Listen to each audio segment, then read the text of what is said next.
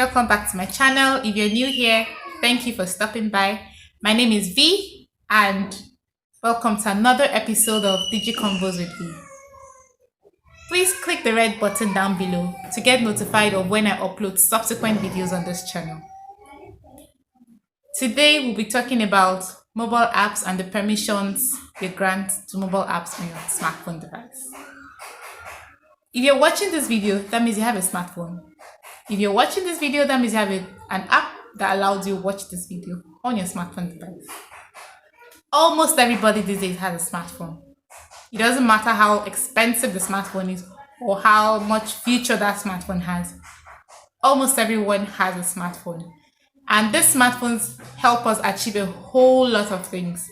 But then, we need applications on these smartphones to be able to function properly. I mean, we need applications to take pictures, we need applications to read books, we need applications to do lots and lots and lots of things on our smartphone device.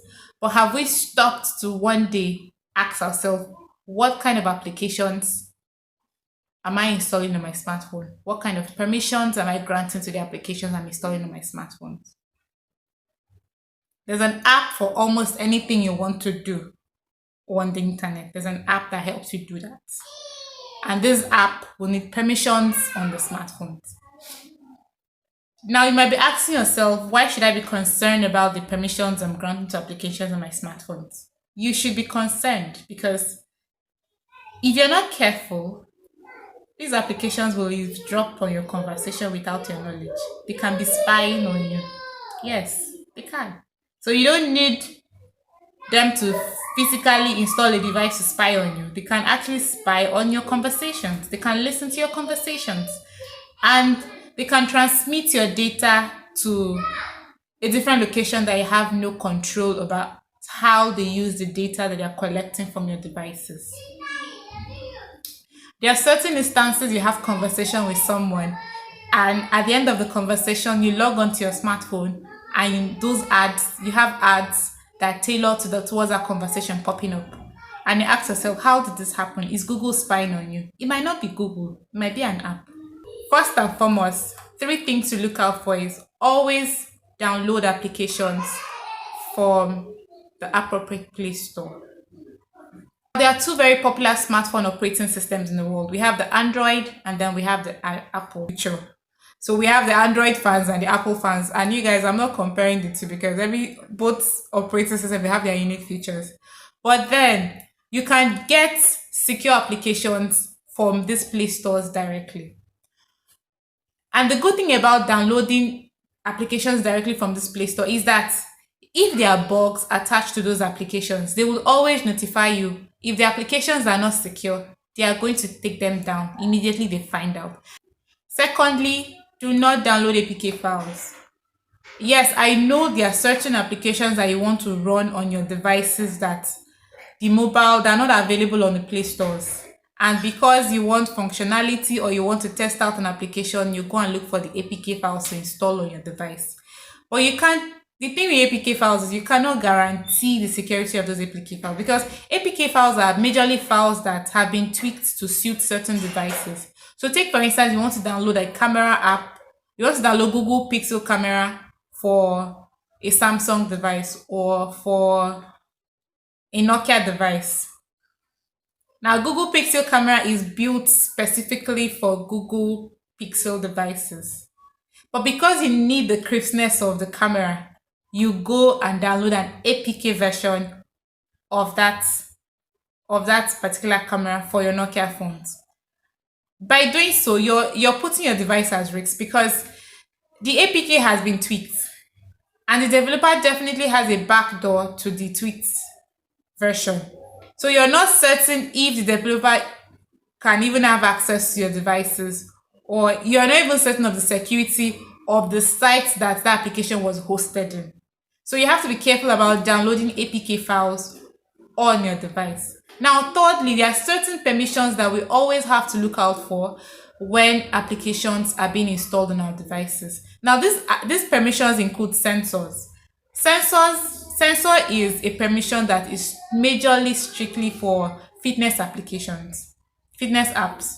So you can have Nike training app or Google Fitness app. So they make use of sensors to be able to know your body movements, just in case when you're working out or probably when you're taking a stroll on your walk and you want it to be logged as a fitness activity.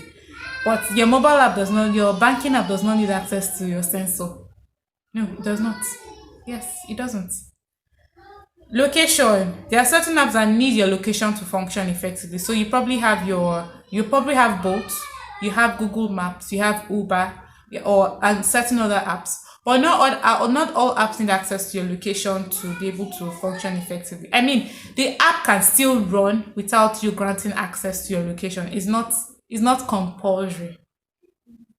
Your audio, your camera. Now there are certain apps that might need access to your audio and your camera. You take for instance Instagram, your video applications for recording videos, live videos. But your email will not need access to your audio and your camera. What is email using audio and camera to do? Please ask yourself that question. Yes. So your location, your sensors, your audio, your camera, your contact list. Guys, not all apps need access to your contact list. So there are certain apps that need access to your apps like Truecaller definitely need access to your contact list if you have Truecaller installed on your device. But there are other apps that would not need access to your contact list. That they are not a compulsory permission that these apps need to run.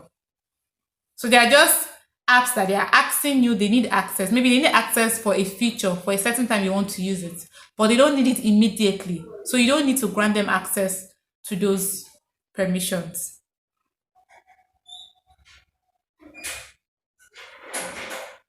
Lastly, I'll be showing you how to check for permissions that the applications on your mobile phone have on your devices. So if you're using an Android phone, you go to your settings. In your settings, you scroll down and look for apps or app manager. And when you find that out, you click on it, and then it opens up all the applications you have on your device. You can look at each applications and look at the permissions each of these applications have. But in the instance where you have up to 100 applications or 120 or 150 applications, then going through that method would be very tedious. So instead, you just rather go to the permissions, and then from the permissions, you can see which app has access to what permission on your mobile device. Also, last but not the least, guys, it's very important that you also enable multi-factor authentication on your applications.